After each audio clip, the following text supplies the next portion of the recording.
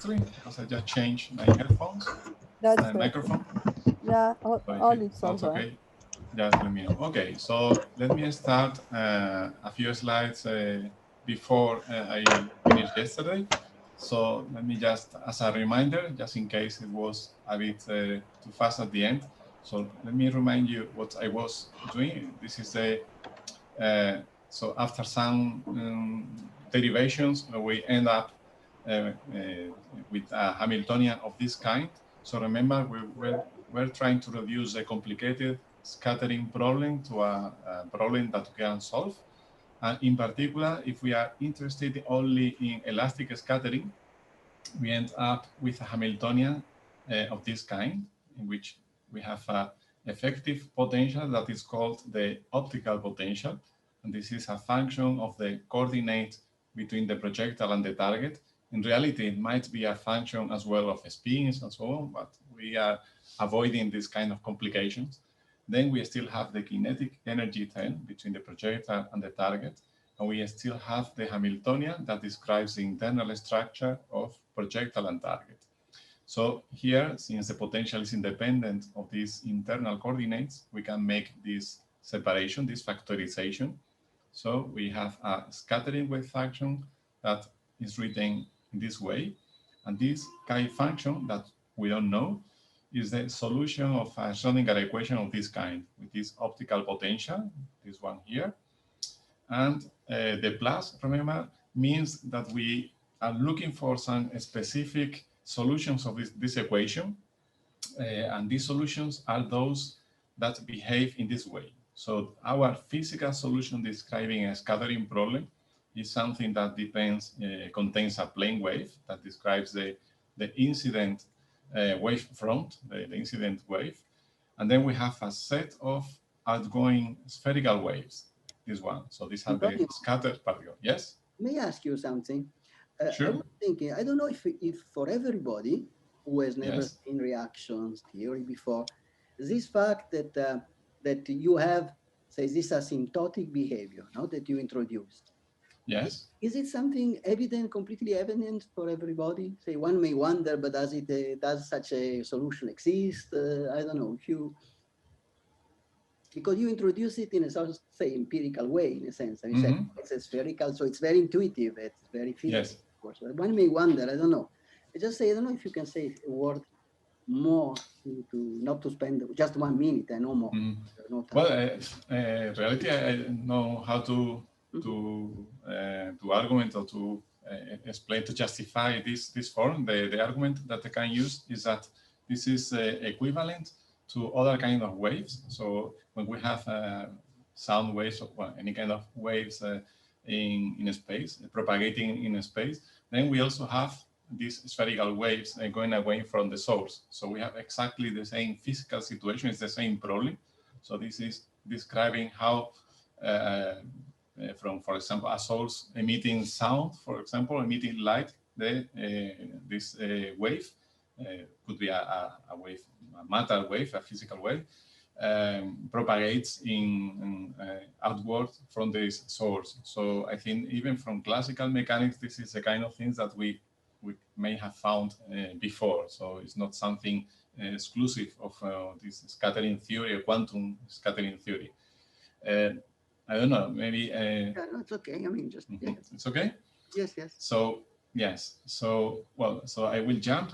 So remember that to solve this equation, this is a three-dimensional equation. We make use of an expansion. We separate the radial part and the angular part. And for the radial parts, we have this one-dimensional Schrodinger equation, but we still have this centrifugal term that reminds us that we are actually in 3 dimensions. We have the angular momentum that is implicit here.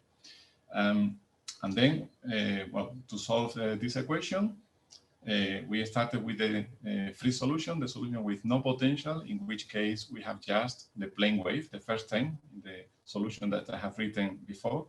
And in that case, the radial part is known analytically. This f function is related to a Bessel function. So this is the case with no potential. When we introduce a potential, we can still write the solution as a combination of the free solutions that can be this f, this sine function, and the cosine. These are two independent solutions of this equation. So we can write any physical solution as a linear combination. So which linear combination will depend on the boundary conditions that we impose. And our boundary conditions, as we said before, correspond to this situation. Our scattering solution has the plane wave plus the outgoing spherical waves. And so in the case of no potential, we just have the plane wave content, in which case we know that the radial part, so this corresponds to the radial part, is just this f function that is the sine function. When we introduce the potential, we still have the plane wave, so we still have this f.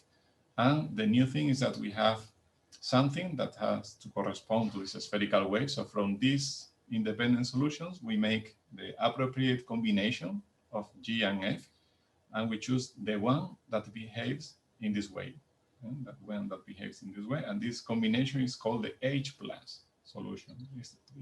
It's called actually outgoing spherical wave.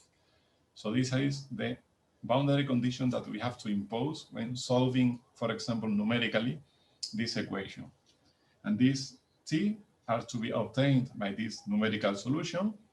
And sometimes, when yesterday I introduced the T, I introduced also the S matrix that is an alternative to the T. So we may write the solution, the asymptotic solution in this way, or equivalently, we can use the S matrix. So we use a different linear combination of these three solutions, this matrix, or we can even introduce what we called the phase shift.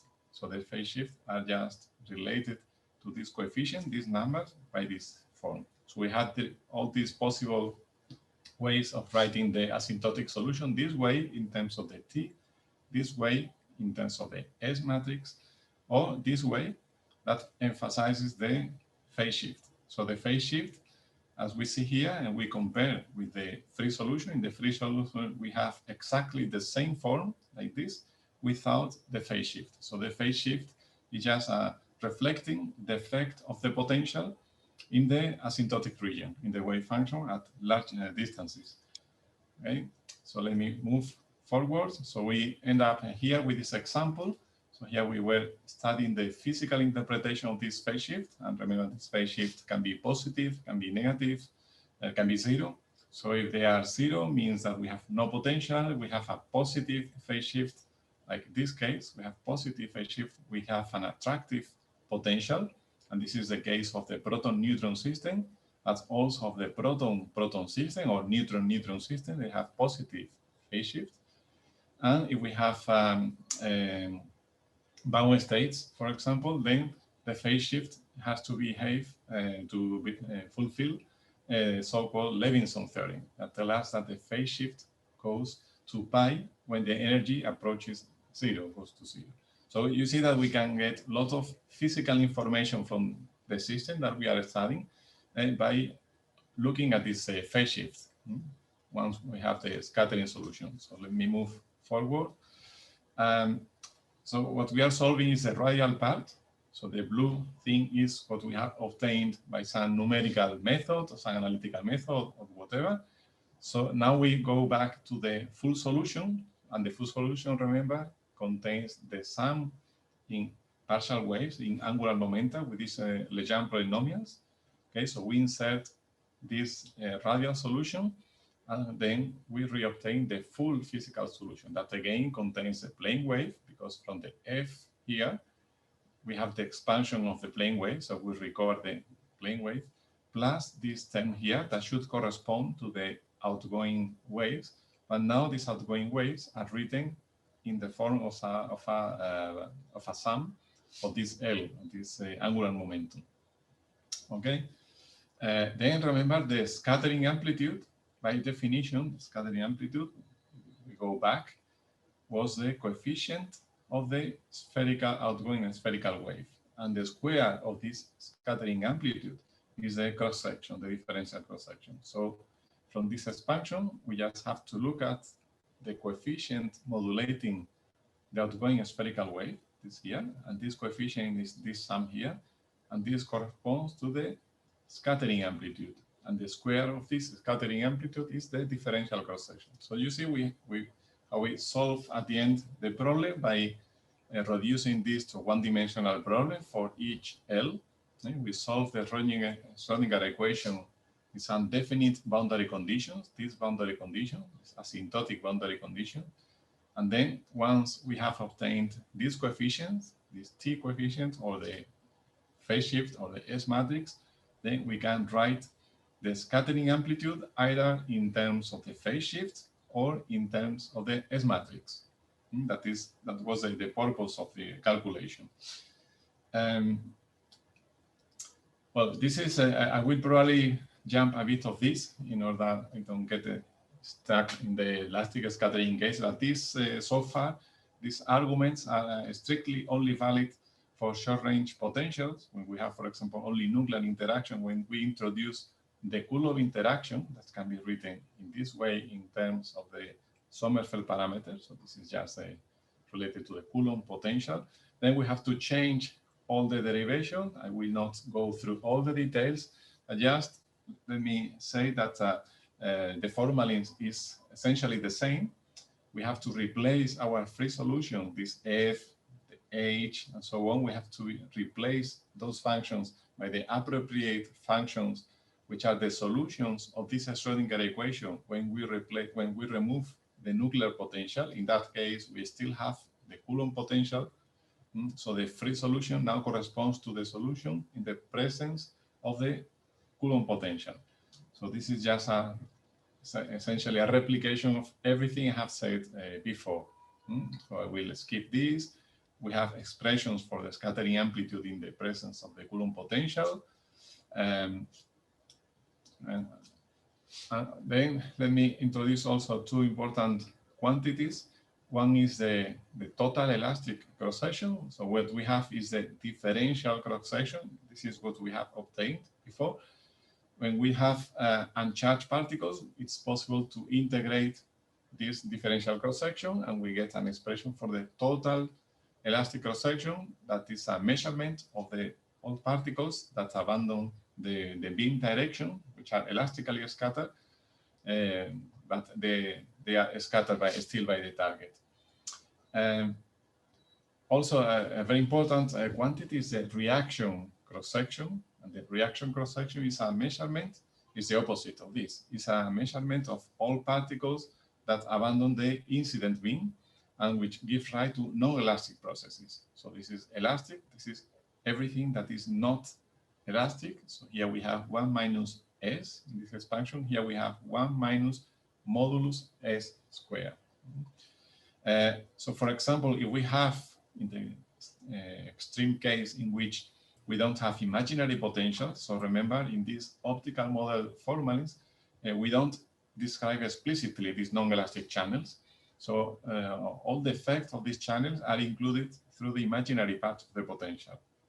So if we use a potential with no imaginary part, and you go a few slides before, in that case, the S matrix is a quantity with modulus 1, which means that this is 0, identically 0, so we don't have reaction cross-section. For a real potential, everything has to be elastic cross-section. Just because of the properties of this matrix. So the reaction cross-section is a measurement of everything that is not elastic, and in this formalin, it has to be necessarily connected with the imaginary part of the potential. So now we have the tools, the formalins. So in this last part of the elastic scattering, let me just show some phenomenology. Antonio, sorry yes. to interrupt you, but maybe for the students who don't know already, how this reaction cross-section is defined is not so obvious. So do you mind if I tell them that there is a demonstration in the Schiff book, for example, of quantum mechanics? Yeah, yes, please, go ahead. Yeah. Okay, so there is this demonstration, and now in the chat I'm going to write the exact place where you can find it, because it depends also on the edition of this book. Okay, sorry, Anton. Okay, No, thank you. Thank you. You can stop me at any time. Yeah, so let me show some phenomenology, let's say, of elastic scattering, some examples. So first, well, some motivation why studying elastic scattering. Well, this is a process that is present in any reaction. This is a first motivation. Then we need for the other processes that we will study, like inelastic scattering and transfer reaction, we will need as part of the formulas, as an important ingredient of this formula, we need the wave function describing the incident channel. So this wave function will be computed in the way in which I have explained by solving some optical model equation with some effective potential. So this is the basis of other processes. Also deviations from, let's say, some systematics. So yeah, it's telling us some peculiar properties of this system. Even with this formula, we cannot identify specifically what are the reasons for these peculiarities. And then there are, of course, applications to nuclear reactors, to medicine, and many other things that require the elastic cross-section. So this is the motivation. So starting from the simplest case, this is a nucleon. Well, we have seen something on nucleon. Now going to the next case, nucleus potential. So typically when you need to obtain some elastic cross-section, you see that, well, in principle, one could derive the potentials microscopically. Yesterday I gave an example in terms of this folding potential, but most typically one uses a phenomenological potential. So there are many works, many surveys in the literature in which many authors have studied systematically elastic scattering for many nuclei. And at the end of this study, as a result of this study, they obtain what are called some global potentials. So they are potentials that reproduce a set of reactions on a range of energies and so on. So they have some range of validity. So I have written here, this is one example. There are many other of them. That is a popular potential by Koning and De La Roche. And this potential contains a real part, the potential, imaginary part. We have seen the case of the Gus-Saxon, but typically these potentials are supplemented also by some terms that go like the derivative of this Gus-Saxon potential. So this the derivative of the Gus-Saxon potential is a function that peaks at the surface of the nucleus. This is meant to represent processes which takes place at the surface of the nucleus. So, for example, a transfer reaction or inelastic scattering are these kind of processes. So they are sometimes better represented by this and by this. So we can use a combination of this with some parameters. You see that there is an E dependence and energy dependence. So this potential can be used in a range of energies. So these parameters will depend on the energy. And then typically we have something like nucleus. We have at least the spin orbit interaction because we have the spin of the incident nucleus. And eventually also imaginary part of this. And finally, we have a proton, we have the Coulomb potential. So this is a typical parameterization. And this is how it works for different cases. So from here, for example, you see that the typical elastic scattering distribution, well, they vary a lot with energy. So you take a nucleus, you follow with the trend with the energy, for example, calcium, 2 MeV to 12 MeV. So at lower energies, we have a flattened behavior, then it becomes more oscillatory and so on. Well, so this behavior is typical for essentially all nuclei. It comes essentially from the contribution, the interplay of the different L values. So remember that the cross-section is obtained as the square of the scattering amplitude. The scattering amplitude contains a sum, in principle going from 0 to infinity. In practice, it's only containing a few terms. And as we include more and more L values, then we have more and more oscillatory functions. So this is essentially the origin of these oscillations. Then we move to the nucleus, and here I have shown before this slide. So we still have in general Coulomb potential and nuclear potential. So this is the simplest way of representing the nucleus potential, or the central part of the nucleus potential, is by a function of this kind or similar, that is again a Saxon parameterization containing real part and imaginary part, and each of them with different parameters. So by adjusting in principle these 6 parameters, we can try to reproduce many systems, different energies, and so on. So typical values are given here for these radii parameters and these diffuseness parameters. And they can change from one nucleus to another, because they will reflect different properties of the structure, different processes that are more important in one cases than other, and so on. Okay? So when studying nucleus scattering is useful to start considering the interplay of the different parts of the interaction, different portions. So we see we have a nuclear interaction. So this is an example, for example, for the alpha nickel 58.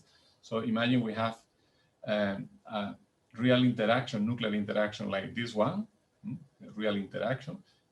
The imaginary interaction, they are both short range. Short range means something here of the order of the size of this nuclei, or the sum of the radii of this nuclei, so something that looks like this and like this. Then we have the Coulomb interaction. So that would be this green line here. That would be the Coulomb interaction between these two systems. And when we add the real nuclear interaction and the Coulomb interaction, we typically will have a behavior like this thick, black line. Yeah, this one here. So this will typically present a maximum, and this maximum is called the Coulomb barrier. So the Coulomb barrier appears at a certain distance. This is the separation between the centers of the alpha and the nickel, this distance, and this. So we call this the Coulomb barrier distance or separation. And corresponding to this distance, we will have some value of the potential. So this value of the potential, which is the sum of the nuclear part, the real part of the nuclear interaction plus the Coulomb interaction at this position, at the barrier position, corresponds to the barrier. A very rough estimate is given by these two formulas, so we can estimate the barrier position, the distance, with a formula like this one, and the corresponding nuclear barrier. It could be just replacing this, assuming that this is mostly Coulomb at this point. Okay? Yeah, so we can make this rough approximation.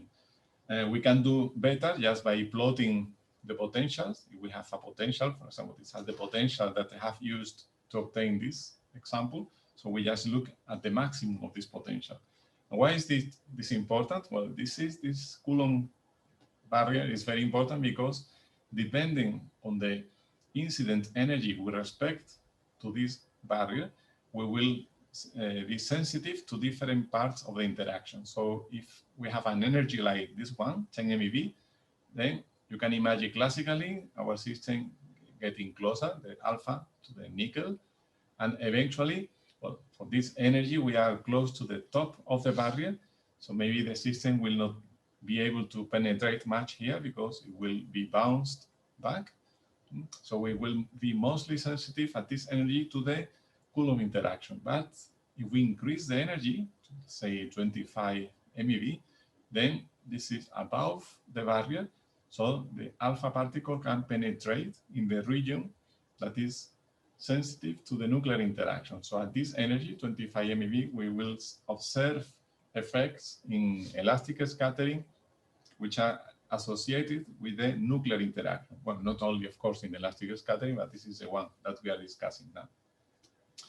So when we deal with the nucleus scattering, we typically are in a situation that's called strong absorption, which means that... Antonio, there was a question which I sort of answered. A student asked why in the nucleus global potential case, there is not a surface derivative term. Ah, yes. So do you want to answer to that? Well, maybe you have already answered, but the short answer is that we can, of course, add here a surface term, Okay, so as we add more and more parameters, in principle, we will have a better description, or we can cover more situations.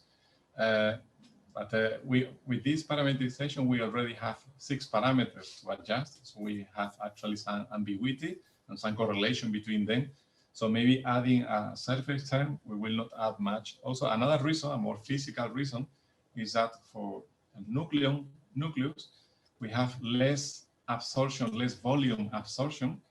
And for the reasons that I'm going to say now, for a nucleus, we have a situation that is called strong absorption, because we have more absorption in the interior part, because we have more nucleons going on. So which means that essentially the 2 nuclei, when they touch each other, they feel a very strong absorption. So it's very difficult to get inside the nucleus, because we have immediately we get out of the elastic channels as the 2 distributions, the 2 density distributions, start to overlap each other. So the bulk, let's say, the dominant absorption is a volume absorption, is dominated, right? For nucleus, we have what is called some transparency, which means that the nucleus has some mean free path. It can penetrate a bit more in the nucleus. So in the inner absorption is still there. The volume absorption is still there, but maybe it's not dominant, or it's not the only absorption. So we have the nucleus will feel the absorption at the surface, but we can still penetrate in the interior, which means that we don't have a dominance of this volume absorption. So we may say that we have some competition of these 2, because we have some transparency in the case of nucleus. Okay, so this is the physical reason for that. So as I said, for nucleus, we have typically a situation that is called a strong absorption. So as the nuclei touch each other, immediately we get out of the elastic channel. So many processes can take place, which means that we have that when we study this in terms of the angular momentum, or on the S matrix, we have a situation like the one that I have shown here. So this is the modulus of the S matrix. Remember, the modulus of the elastic S matrix is related to the absorption. If we have no absorption, we have a real potential, we have modulus 1. And this is the angular momentum.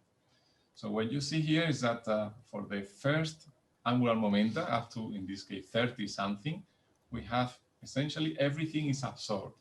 So the S matrix, remember, it was also the coefficient of the outgoing wave. If we have S matrix equal to 0 here, modulus equal to 0, means that there is no absorption, sorry, no flux in the elastic channel. So everything is absorbed for this small angular momentum. So also remember the connection between the angular momentum and the impact parameter in a classical description. So the smaller the angular momentum means that smaller impact parameters, we have a more head-on collision. For large angular momenta means a more distant trajectory. So the projectile and the target pass far away from the other. So these are collisions, more head-on collisions. Closer collisions, these are more distant collisions. For these closer collisions, what we see here is that we have strong absorption. So we say that for nucleus, we typically find a situation of strong absorption. So S matrix modulus is essentially 0 or close to 0, and it tends to 1 then for larger angular momentum. So we can define what is called a grazing angular momentum, that is the intermediate angular momentum between these 2 situations, so that we can define, for example, at the angular momentum for which the modulus of the S matrix is 1/2. This is just a convenient definition because we go from 0 to 1. So we define here 1/2. This is the grazing angular momentum. And physically, this would correspond, or classically correspond, to a situation in which the projectile and the target, they experience a collision in which they barely touch each other. So it's they touch, but they don't overlap a lot. So this separates the regions of no absorption and strong absorption. So this is a very important parameter when describing elastic scattering. So you see here a bit more on that. If we use this classical picture, So we can associate it to this grazing angular momentum. We can use a connection, for example, with between this grazing angular momentum and some distance.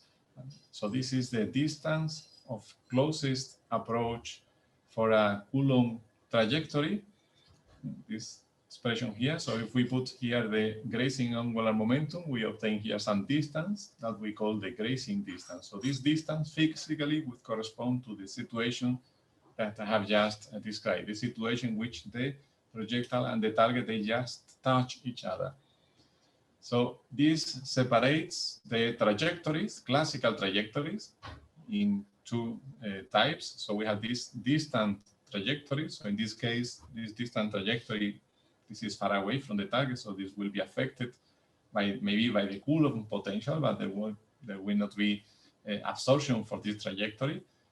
On the other hand, for a trajectory with a small impact parameter, with a small angular momentum, this one, the dashed one, this goes inside this region, this distance, this distance. So this trajectory will be very likely, it will be absorbed. That is why I plot with a dashed line, because most of the time we will not, if it is an alpha particle, this will not come out in the same state as we had at the beginning. This will not come out as elastic scattering. So something will happen to the projectile when it gets inside this region. So it will excite the target, it will break the target. So in general terms, we say that the projectile and the target experience absorption. And absorption means everything or anything that is not elastic scattering. So we will have strong absorption for these trajectories. This is the grazing trajectory, and this is a distant trajectory with very little absorption. So this is this kind of concept. We are using classical concepts, trajectory and so, are very useful when describing these collisions. We can even use a further connection with some classical image that is a useful also the useful connection is what is called the near side and far side decomposition. So again, we start from a quantum mechanical concept. In this case, remember that our scattering amplitude contains this expansion in Legendre polynomials, and using analytical properties of these Legendre polynomials, we can decompose them into some complex exponential. So this is just an analytical property. So physically, classically, when we make the classical connection, we can associate these two components, these two terms, as what are called far trajectories and the near trajectories. And these are just plots here. So we say we have a near trajectory when we have the projectile that just deviates and comes out from the same side that entered the reaction. While a far side trajectory, like this one, is a trajectory that comes on one side with respect to this plane here, and then it bends due to the nuclear interaction and comes out from the other side. So we enter from this side and enter from this sort of, it's like a roundabout and a car. So we are entering the car here, and we take the third exit, for example, of the roundabout. And here, well, this could be driving in England, maybe. So this is entering through the other side of the roundabout and coming out from the first exit, for example. So this is near side trajectories, far side trajectories. So this concept, this is a classical concept because we are talking about trajectories, but there is a connection with the quantum mechanical expression. So using this connection, we can interpret more easily the different situations. So when we look at the elastic scattering distribution, for example, we observe that there is a very large variety. So we have sometimes very oscillatory, sometimes very flat, very smooth. Sometimes we have oscillations, sometimes we don't see oscillations at all. So we have different patterns. And to classify the different situations, it's useful to look at the energy of the reaction with respect to the Coulomb barrier, because of the arguments that I said before. And also it's useful to look at the Sommerfeld parameter, because this is helpful to quantify somehow, or to tell us how much the system can be described or interpreted in terms of classical trajectories or quantum mechanical trajectories. In the sense that when we have a very large Sommerfeld parameter, we have a more classical system, let's say. When we have a small Sommerfeld parameter, we have more quantum mechanical effects. So according to these two parameters, where we can think of different regimes that are associated or are connected with equivalent analogous situation in optics, and actually they take their name from optics, and we find, for example, when we are in collisions well above the Coulomb barrier, we have what is called Frankhofer scattering. When we are situations that are typically around the Coulomb barrier but with large Sommerfeld parameter, we call Fresnel scattering. When we are well below the barrier, we just feel the Coulomb interaction, the point Coulomb interaction, we have Rutherford scattering. So let me show you with an example which is easier. So again, this is the alpha nickel 58, and I considered here 3 different energies. So in red is always the Rutherford formula, because typically we use the Rutherford cross-section as a reference to compare with any physical situation that we are studying. So in all 3 plots, we have the red line is just the Rutherford formula, and the black line is the actual calculation, optical model calculation, the elastic scattering computed using the Coulomb plus the nuclear potential. This is in absolute scale here, absolute scale, millibars. And here we divide just one by the other. We divide the black line, the full calculation, by the Rutherford formula. So we obtain a ratio of our elastic cross-section with respect to the Rutherford formula. You see, for example, here a 5 MeV, if you recall from the plot that I showed you before, that we are below the barrier. So the Coulomb barrier here is about 10 MeV. So here we are a few MeV below the barrier. And what we find is that the black line, well, we cannot distinguish actually the black line from the red line, because we have essentially Rutherford scattering. So, and the ratio is then unity. When we go to an energy close to the barrier, we have something like that. So we have, for the small scattering angles, we still have the 2 calculations very close together. So the ratio between them is close to 1, but then for large angles, we start to see deviations. So our elastic scattering is actually smaller than the Rutherford cross-section. And this is because we have less elastic scattering. This means that for these large scattering angles, we start to feel the effect of the nuclear interaction and in particular of the absorption. So this is an effect of the absorption. We have a decrease of the cross-section with respect to the Rutherford formula. In the Rutherford formula, anyway, this is the result of a real potential of a point Coulomb interaction. So there is no absorption by definition there. And if we increase further the energy, we have a more complicated pattern like this one. So we see a further depletion with respect to the Rutherford cross-section. So we have further absorption, and also we have oscillations. When we divide by Rutherford, then we see even more new features that we don't observe so clearly here. So for example, here in this situation, this is a situation that corresponds, according to the previous classification, corresponds to the Fresnel scattering. So we see that in this region in which we have essentially Rutherford cross-section, actually we have some structure here as a maximum. Or here, for example, we see that the oscillations are somehow emphasized in this plot.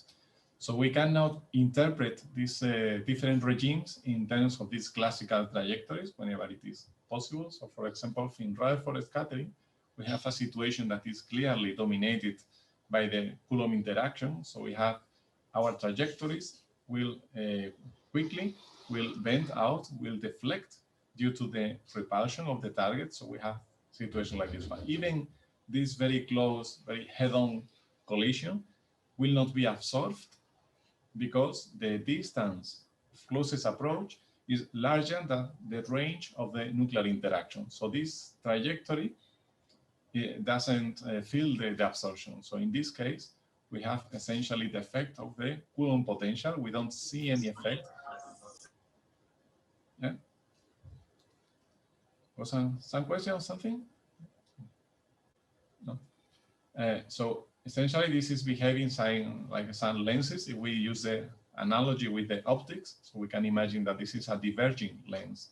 And the formula, which by the way is the same when we use a classical derivation or a quantum mechanical derivation, because Rutherford himself, he used, of course, a classical derivation. He didn't know anything about quantum mechanics in 1905. That is when he derived this expression.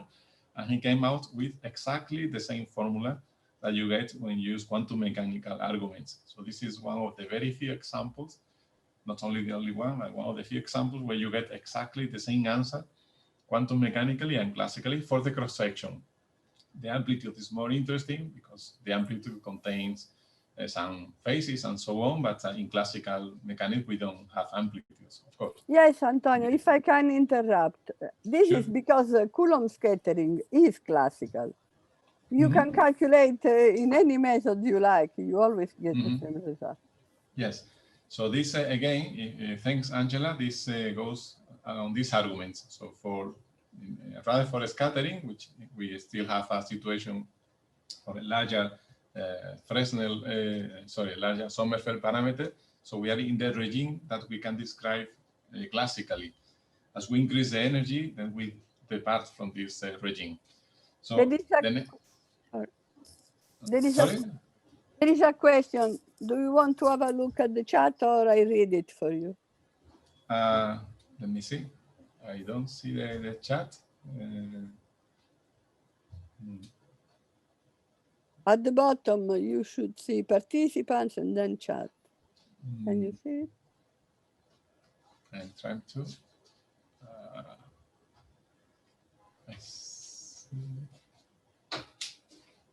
Yesterday I could, but today, for some reason, I don't see the same thing as I. So yesterday, maybe you can read me. I can read it. So the question is, why is there no change in the differential cross-section at smaller angles if the nuclear force is attractive in the Fresnel regime?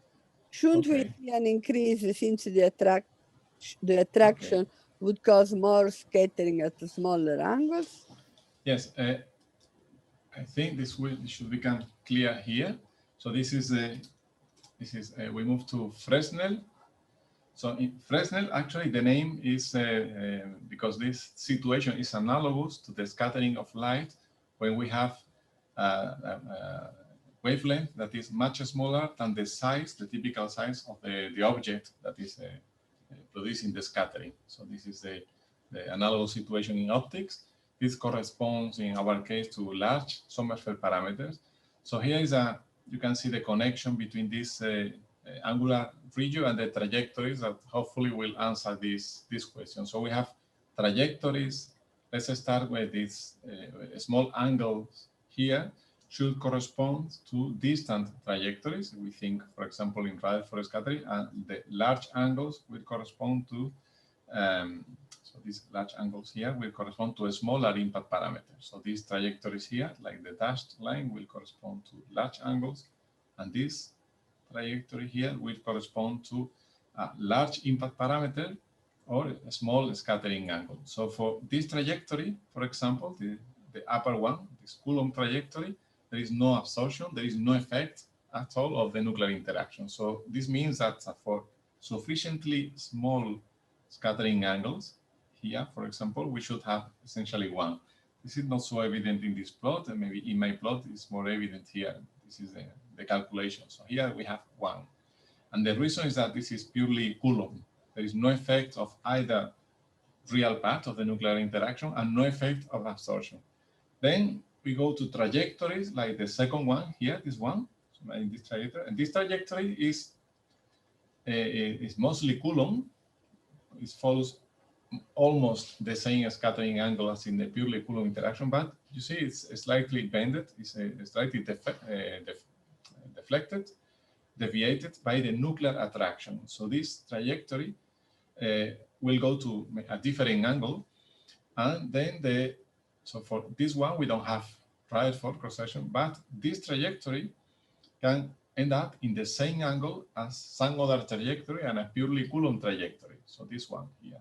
So these two trajectories, I have intentionally considered these two because they end up in the same angle, but the path is different because they have traveled a slightly different path, which means that we have two trajectories that end up in the same scattering angle, but they have followed somewhat a different path. So this will lead, as we all know, to interference.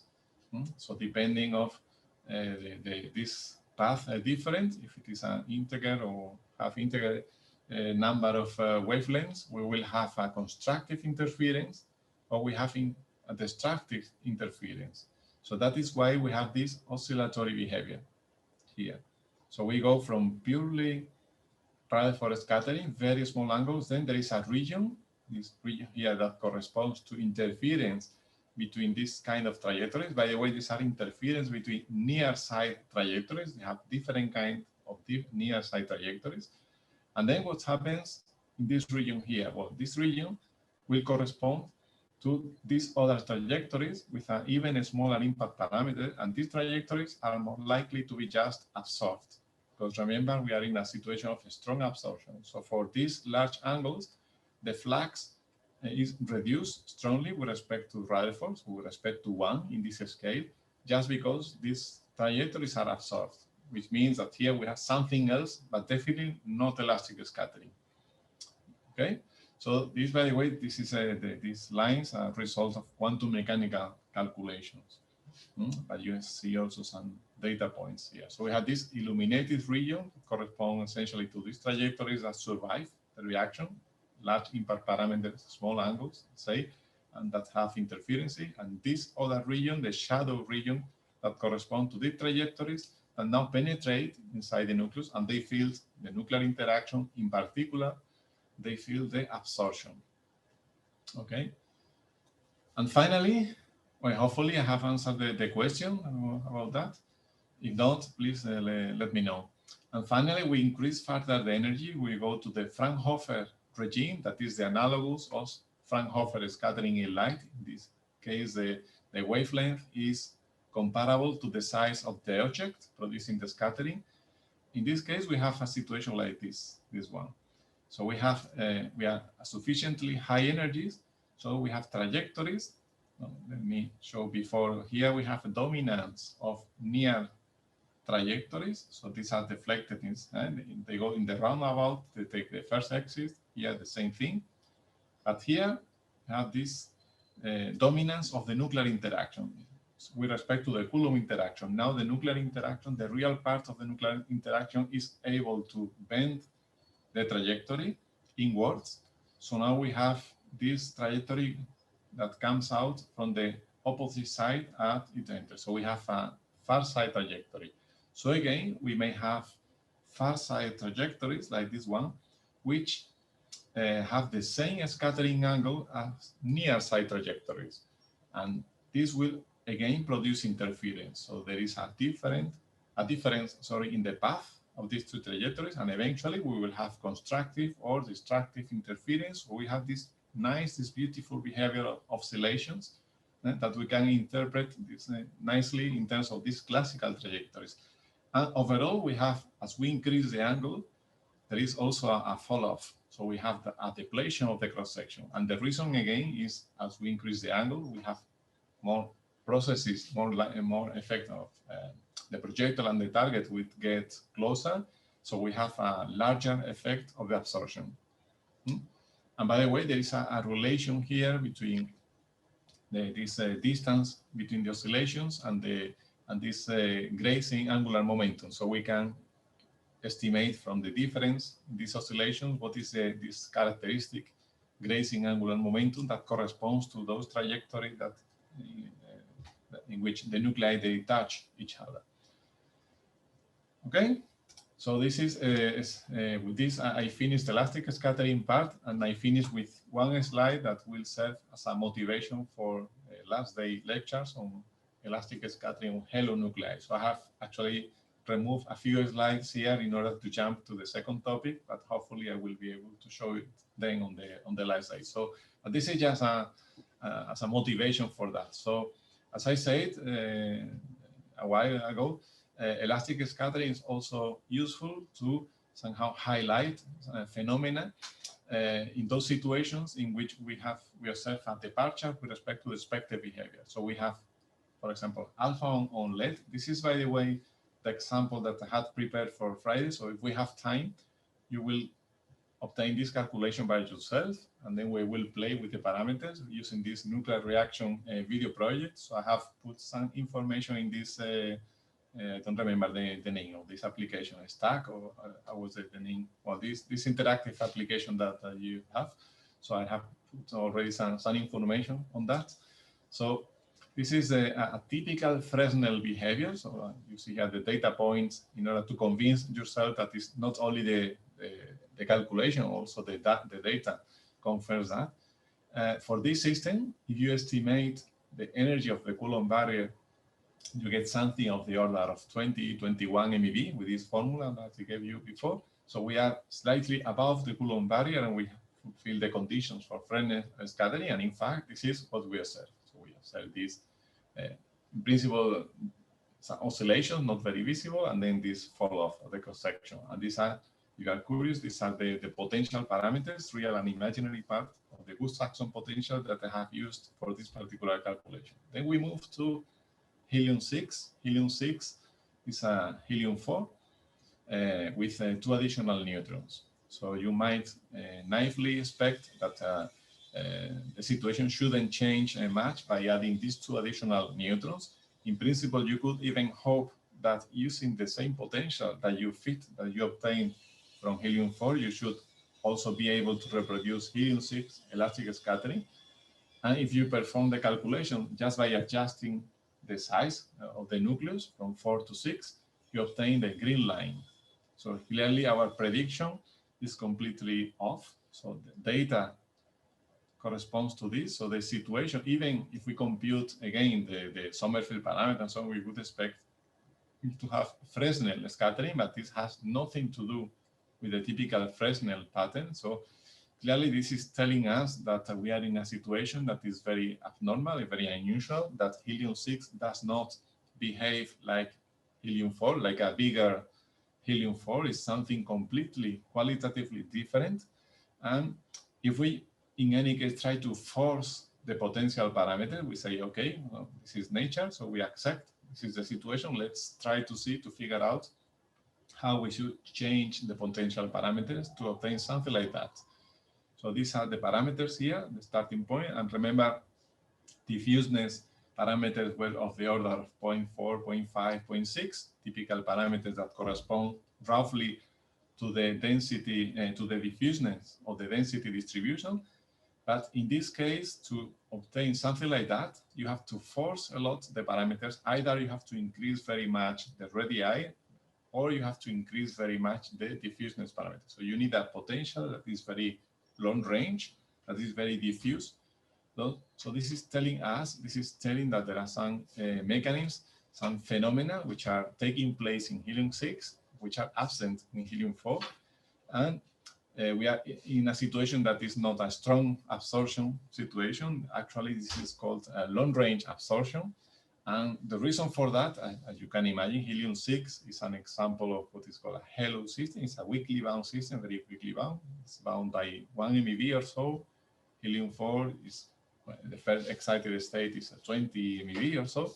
So the reason is that here it's very likely that when we produce a reaction with helium-6, this helium-6 will break, or will just lose the 2 additional neutrons, will be transferred to the target.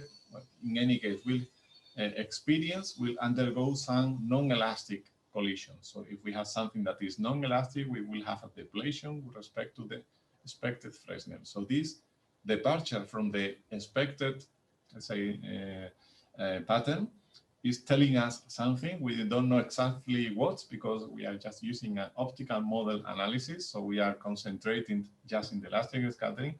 But this is a starting point to start to understand the properties of this this kind of nuclei. And this will be the topic of the last day.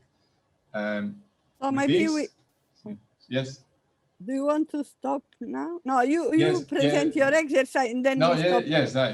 If you feel like trying this, well, this exercise is just for you to exercise yourself to remember how to compute these quantities. I just try to fill this table by yourself. So by the way, I have to provide you with these slides, because this helium onlet will be the test case that we will use on Friday. So if you compute these quantities, they will be useful for the discussions.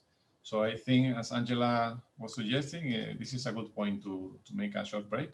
So we come back whenever Angela says that we have to come back. Well, in 5 minutes, okay? 5 minutes. So, okay.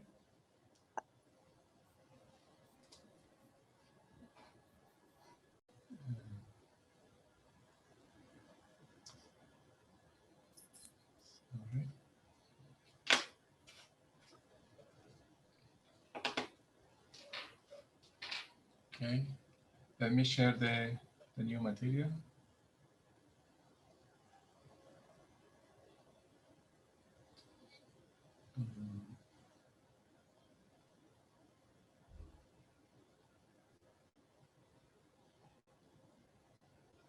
So, should we start? Yes, please. Okay, so before proceeding with the next part, inelastic scattering, let me just show you very briefly. I'll show you in Friday, but this is the nuclear reaction video project website. And so this is what you find when you enter this website. This is just in case you feel like starting playing by yourself. I have already placed in this application, in this the one Slack application, some material so you can start working on this. So you have different sections. So for example, you have elastic scattering, inelastic scattering, transfer reactions, and well, you have different applications. So in particular, you may wish to start with the elastic scattering, and you will find something like this. So here, you start with some test example. This is helium-3 on carbon-14, and with some optical model parameters. So here, essentially, what you have to do is to insert the parameters, the optical model parameter. You can insert the volume potential, the surface potential, even spin orbit, and so on. And then some numerical parameters for the integration. So, and then you click calculate, and I don't know if you can see because it's open in a new screen.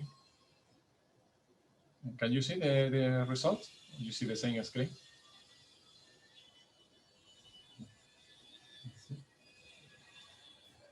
I see I don't have I cannot hear anything.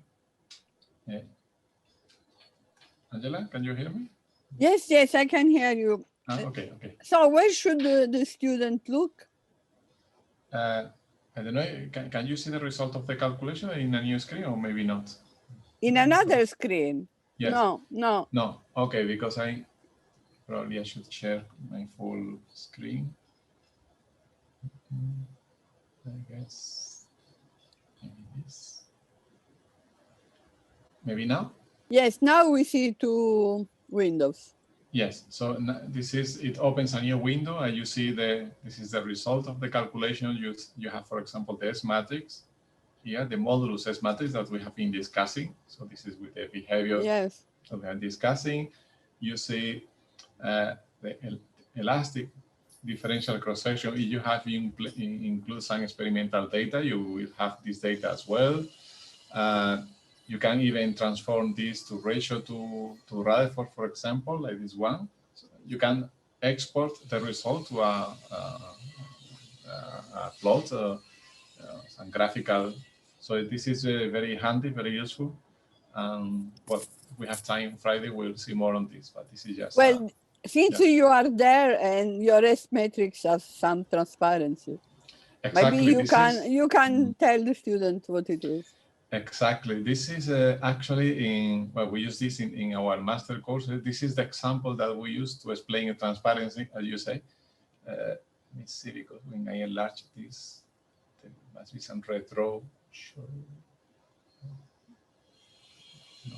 Well, so this is a situation that is not where we don't observe the completely strong absorption, because as Angela pointed out, the S matrix, the modulus of the S matrix doesn't go completely to zero. So it goes to a small value, but definitely not zero, which means that we, even for very small impact parameters, even for head-on collisions, the projectile helium-3 is not completely absorbed by the target. So this is called transparency. So this is because we are in a, let's say, transitional situation. We have some relatively light systems, helium-3 on carbon. If we replace the carbon-14 by lead, or we replace helium-3 by oxygen-16, and you can do it yourself just by changing the system here, you recalculate the things. So well, I should change also probably the potential parameters. So if I artificially just increase the absorption here and recalculate things, then it's calculating now. Okay. Then you get this new result. So by increasing absorption, we go to a situation of a strong absorption. So you see, you can see all the concepts that we have been discussing can be seen here in practical cases. Even the classical situation, so you can choose here the optical or classical. So if I choose classical and calculate, then I have different kind of plots. So I have, for example, these are the trajectories. You can choose the number of trajectories, so in terms of the impact parameter. So you have the near side trajectories, you have far side trajectories in this case, you have other kind of plots. So I don't want to spend more time. Yes, and these trajectories are just in the real plus Coulomb potential, right? Yes. Yeah, so maybe you should tell the students, otherwise they get confused. Well, here strictly there is no absorption, although you have some survival probability. If you go to the documentation, it shows you how it is estimated here, because in principle, in a classical calculation like the one that is done here, there is no absorption. So all the trajectories will survive. But this code, there is you have to go to this. You click here, you get some documentation. It explains how the absorption is estimated. If I remember correctly, it uses some estimate from the mean free path of the particle or something like that, but using the imaginary part. So so these are corrected, these real trajectories. Yes, it's correct. It's a semi-classical calculation, because actually you have the imaginary part. It's explained in the documentation. Yeah, okay. It's an interesting case. So, well, so more on this on Friday, but in the meantime, feel free to play yourself with this. So let me now share the second part of the presentation. So now hopefully you will see.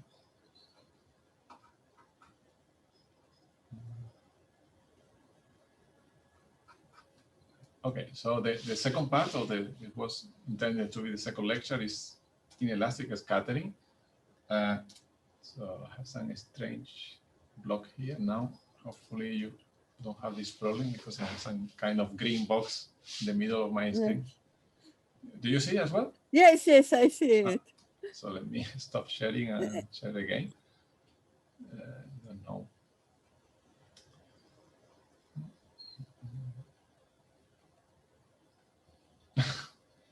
Still there, I don't know.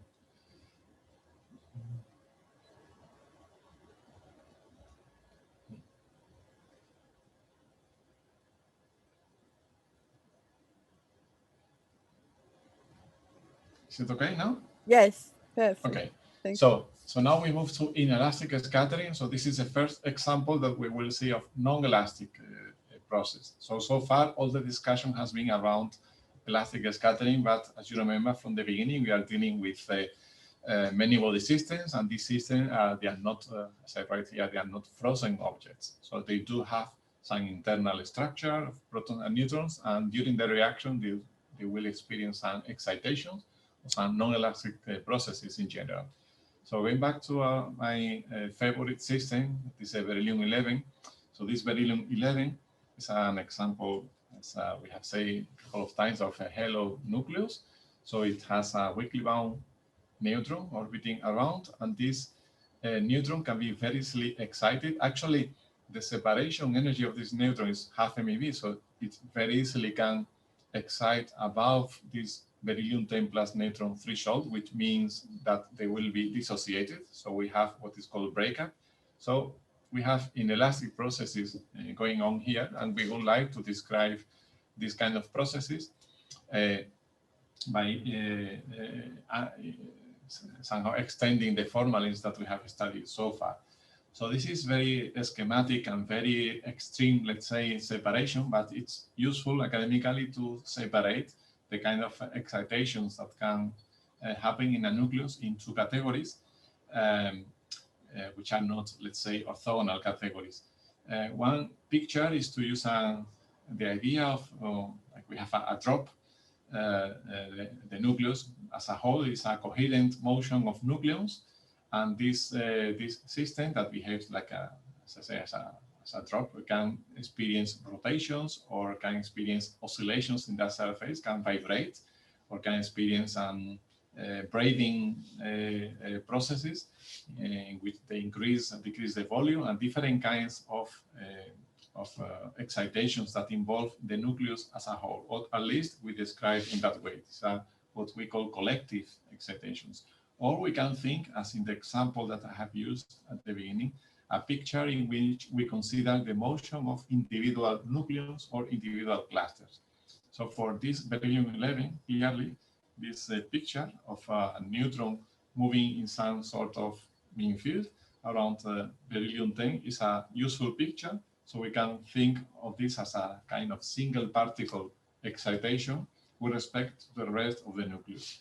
So this is, as I said, a kind of extreme separation. So thinking on the collective excitations, we have also different kind of oscillations that can, excitations that can happen. So for example, we can think of the vibrations of the nucleus. So the surface can vibrate in different ways. So producing some, for example, quadrupole or octupoles vibrations in the surface, which are similar to those that we get when we have some spherical ball, or even our sun experience this kind of oscillations, and we produce some perturbations, so the surface will oscillate with some characteristic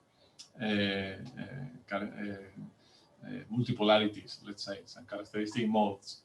Or we can have, if we have something that is non-spherical, something like this thing, then we can also produce rotations, and these rotations are associated also to some kind of excitations. We have also some more complicated motions, like what is called the braiding mode. So these oscillations, the size, increase on the size of the nucleus. Or we can have, for example, what are called isovector excitations. Isovector refers to something that distinguishes proton and neutron. So for example, we can have the protons and the neutrons moving against out of phase, one with respect to the others. And this produces also what is called the giant dipole resonance. So these are high energy excitation of the nucleus. So these are different kind of collective excitations. Something very interesting is that depending on the kind of oscillation or the kind of excitations that a nucleus experiences, the spectrum is different. And this, you know that, for example, because you know that a vibrator has a spectrum characterized by states which are evenly spaced, so with a equal separation in energy. So this isotope here, this samarium isotope, exhibits a spectrum that corresponds to a vibrator. And on the other extreme, we have a pure strict rotor, that is a rigid rotor. In that case, we have states that whose energies vary according to this formula. So we have something like that. So they are more compressed here. So you see that as we evolve, as we move, from here we have neutrons, the spectrum of the system changes from one limit to the other limit. In between, we will have something that is not either a purely vibrator, is not either a purely rotor, which is in reality the actual situation. We don't have these extreme situations, but they are still useful limits, or we could even think of some models that combine both pictures within the same formulas. So by doing inelastic scattering, so you can already imagine that we have access to the levels of the system, and if we have access to the spectrum, a first information that we can obtain is a kind of modes, the kind of vibration oscillations, the kind of excitations that a nucleus can undergo. So this is telling us something about the dynamical structure of the system. So in particular, for example, when we do inelastic scattering, what we are doing, we start with a system that is in the ground state. We produce some kind of perturbation. The way in which we produce this perturbation, the way in which we access these excited states is by hitting the nucleus with another nucleus, which means a reaction. So what we are studying essentially is to measure in some way the response of the nucleus to this external field. And this external field could be Coulomb or nuclear, because the other nucleus will interact with both Coulomb and nuclear interactions. So we have this response, as we have said before, will depend on the structure of the nucleus. So for example, we have a Coulomb external field, we have a Coulomb process.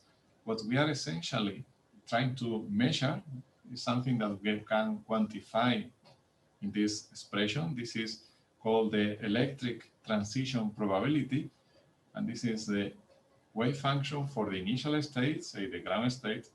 We have the wave function for the final state, and we have some operator, which in this case, in the case of Coulomb interaction, is a electric multiple operator. So this is the operator that characterizes the response of the nucleus against a Coulomb perturbation. And so this is the kind of quantities that we would like to extract by doing inelastic scattering. So in order to quantify this response, Coulomb or nuclear, in this case, this is the Coulomb part, we would like to find a way of connecting the experimental information that is always given in terms of cross sections with this structure quantity. So this is the goal of the scattering theory in the particular case of inelastic scattering. So for that, we need to, first of all, to extend our formalins. This optical model formalins has to be extended in a way in which we can connect our cross sections with these observables.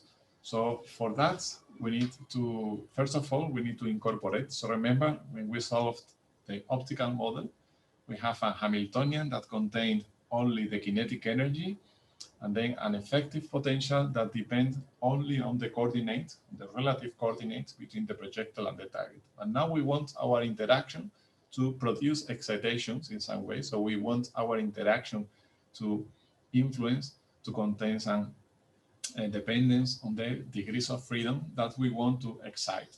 So this means that we have now a situation like this one. This psi here represents the degrees of freedom of the nucleus that is going to be excited. Again, this psi could be just all the coordinates of the nucleus, but more typically it will be a selection of coordinates or a selection of degrees of freedom, some collective variables or some single particle variables corresponding to the degree of freedom that we are describing explicitly. It could be a single particle excitation or collective or whatever. And we assume in this formalin that somehow we have some model to describe this. So we have, for example, we believe that a particular nucleus is a good vibrator. So we start with a Hamiltonian that corresponds to a vibrational nucleus. So we know some, what are the solutions of this internal Hamiltonian, this solution here, this function, and we know the excitation energies which are associated to that from the starting point. And now if you remember this, at the beginning, this discussion on the P and the Q space and so on. So if we now translate this to this problem, this means that now we need to enlarge our model space in a way in which we incorporate explicitly the excitation of the nucleus that we want to study. So for example, imagine that we want to study beryllium-10 excitation, beryllium-10 inelastic scattering. This means that we have to incorporate somehow the excited states of the beryllium-10 in our model space. So this is our new P space. And now going to the wave function. So remember the wave function asymptotically contains the scattering amplitude, and the square of this scattering amplitude is the cross section. So before we had only this piece here. This is always present. This is the plane wave, the incident plane wave. And we have the ground state, for example, of the target nucleus. We have an outgoing spherical wave, because in this process we will have elastic scattering. So we have the outgoing spherical wave associated with elastic scattering with the same momentum, the modulus, multiplied again by the ground state of the projectile and the target. So this is what we had in the optical model formulas, only these two pieces. Now we want to incorporate explicitly in the description the excited state. So this means that we will have a set of scattered waves, outgoing waves with a different momentum, because energy will be different, and multiplied by the internal state, the excited states, according to the model that we are using. So these are the solutions of the internal Hamiltonian that we have discussed before. So each of these outgoing waves will be multiplied by this modulating function. This modulating function, remember, is the scattering amplitude, and the square of this is related to the cross section. This factor, by the way, has to do with this differential cross section was defined as a ratio between an outgoing flux and incident flux. When we apply the definition of the quantum mechanical flux or the current, then we make derivatives of this. When we perform the derivative, we extract, let's say, a k factor when we perform the derivative. So that's the reason of these k factors here. It's not really important now. So now also remember the picture that we have of our reaction as a source producing some waves. So these vertical lines is like the wave front, and eventually this wave find some obstacle that is our target, and this will produce some spherical waves. So remember the analogy with the waves in the surface of water, in the lake, for example, that when there is a stick, for example, in the water, so they will produce this in 2 dimensions. Now we have to imagine this in 3 dimensions.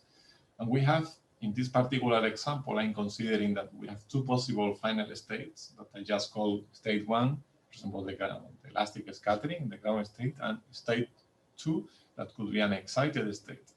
So each of these 2 states will have some particular excitation energy. So we will have 2 kinds of spherical waves. The blue ones, state 2, and the red ones, state 1. And this is just energy conservation, just to remind us that the kinetic energy will be different in each of these 2 states. And now to solve the problem, to obtain this scattering function, we will use a formalist that is called the coupled channels formalist. This is a very general formalist that is not only exclusive of nuclear reaction, it's exclusive, is also used in atomic physics or in molecular physics in different contexts. And the idea is the following. So we construct our full solution, the solution that we are looking for, our scattering solution, our model solution, as a superposition, as an expansion of the internal states of the projectile or the target. So let's consider here that we are only considering target excitation. So we have here the target ground state and then excited state. So this is a sort of ansatz, a sort of model wave function. And here we introduce these chi functions depending on the relative coordinate between the projectile and the target, and these functions here. So we don't know these functions, we know the internal functions by construction. And so now the goal is to determine these functions here. So what we know from these functions is that in order the full wave function verifies this boundary condition, these chi functions have to verify this boundary condition. So chi0 is associated to elastic scattering, so it will contain the plane wave plus the outgoing spherical wave with the same wave number, anyway. This chi-n for a specific excited state, it will not contain plane wave because we are in an excited state that is not present initially, so there is no plane wave, and we have just outgoing spherical waves associated to this. So these are the boundary conditions that have to be verified by these K functions. So now we have to obtain the solutions of the Schrödinger equation. So we insert this model wave function in this equation. And now what we have to do, so I'm just skipping, say, 1 or 2 lines, is to multiply on the left by each of the internal states and integrate over the internal coordinates. So for each of these, we have one equation. So we have a set of equations, and this is the result of this calculation. So here we don't have anymore this dependence on these internal coordinates because we have integrated over them. So what we get is a set of equations, one equation for this chi-n, and each of these equations is coupled in this equation for this chi-n is coupled to the other solution. So they are not independent. So this is a set of coupled differential equations.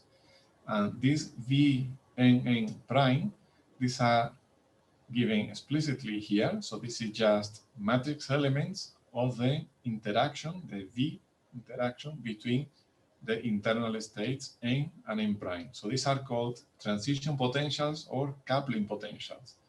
So these are, you see, the key physical ingredients in the coupled channels method. All the structure information is included here in these functions here, and these functions will depend on the model that we are assuming. So depending on whether we are using a few body model or a collective model, this will be different, and we will see a couple of examples of that. So just to summarize, let's compare the optical model, so the description without internal degrees of freedom.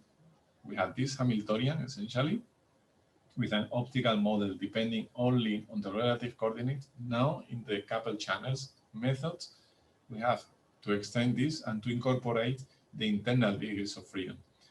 In the optical model, we just consider the ground state of the projectile and the target. Here, we consider a set of internal states because we want to describe inelastic scattering.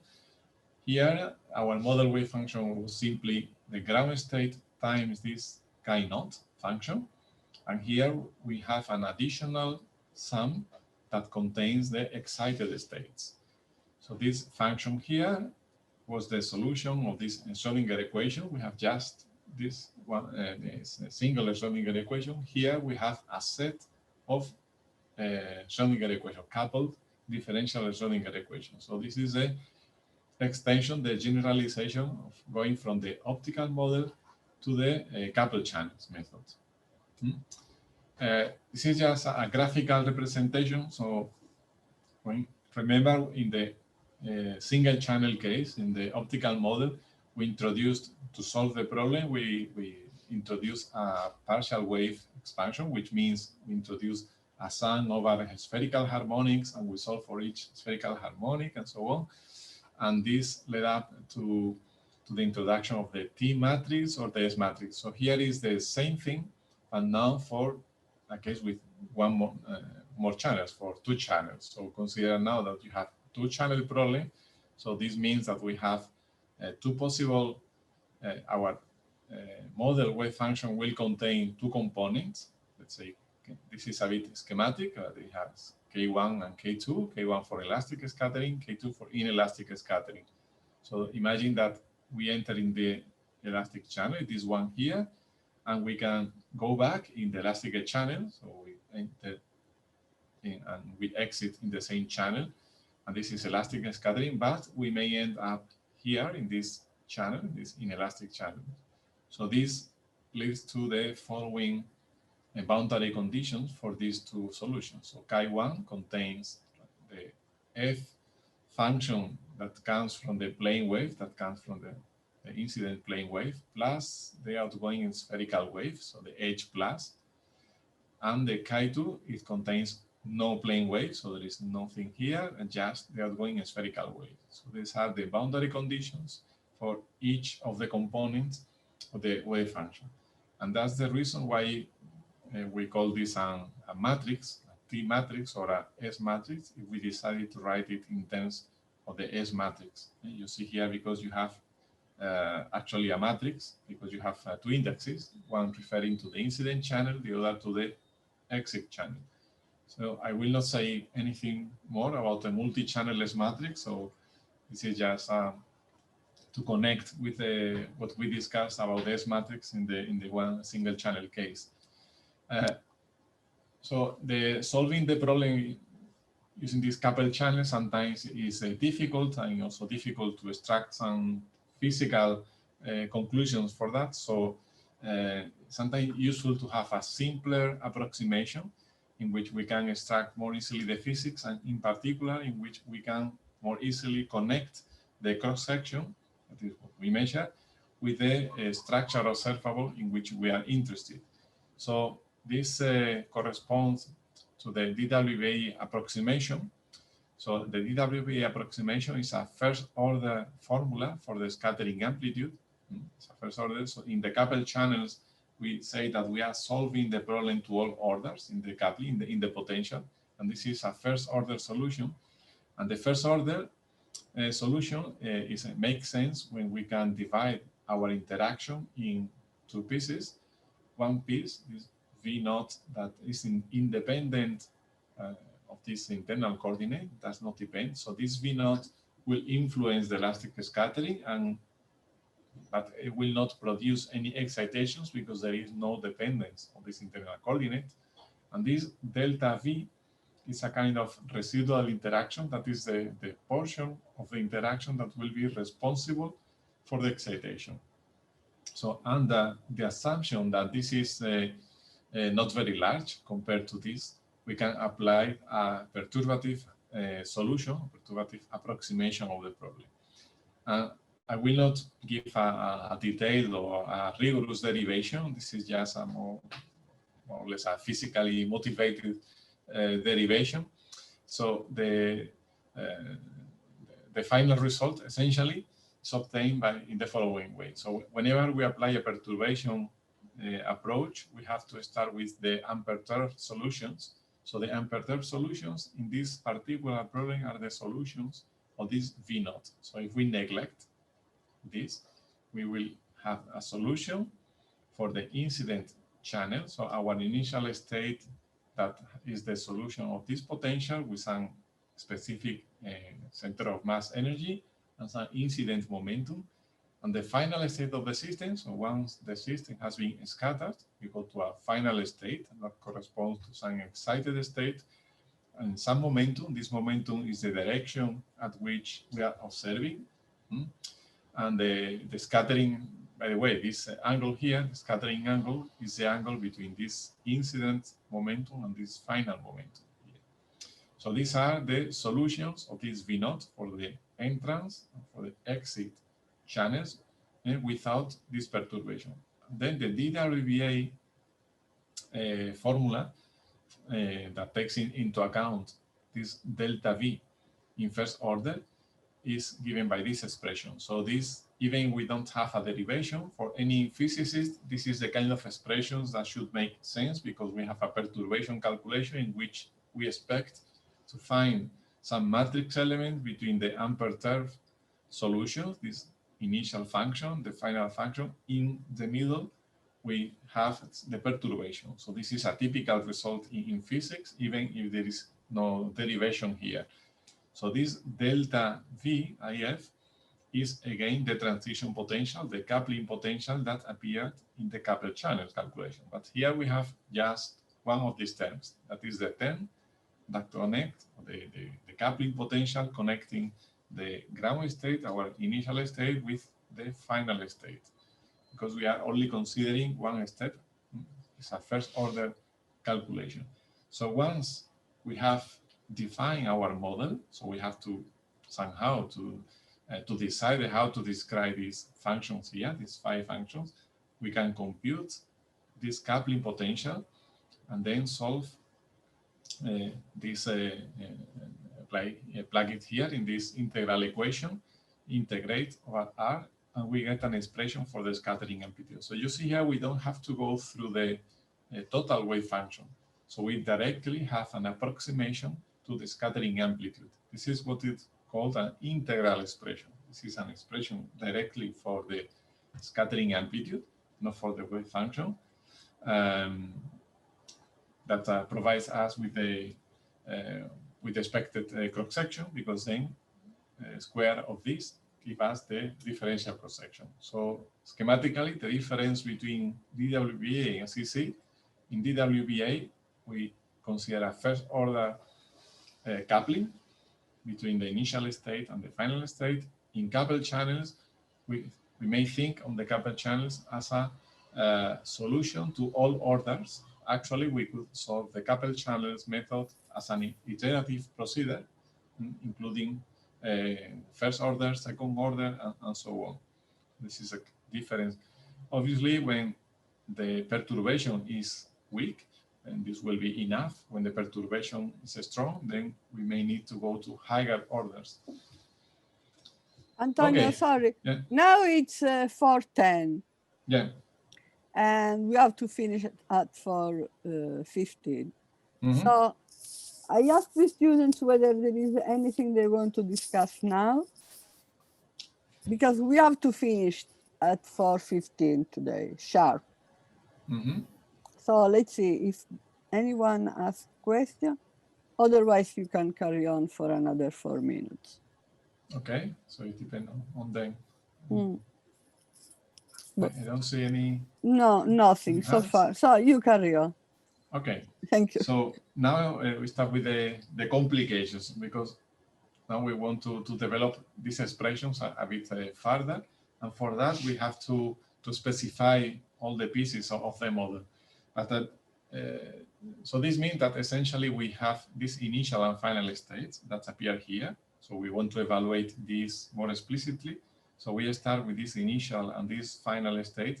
They will be characterized at least as an angular momentum. So we can write them like this one for the initial and final state. Then the interaction, as in many other problems in physics, instead of dealing with the entire interaction, it's useful to make an expansion to separate the angular part from the radial part. So we have something like this. Our full interaction will be written in terms of an expansion in spherical harmonics. So in this expansion, the first term contains y00, so something like that. Well, eventually, we will, to apply DWBA, we have to be able to separate this interaction into 2 terms. So we have to figure out what to put here, so part of the interaction that does not produce any excitation, and then the rest will be our residual interaction.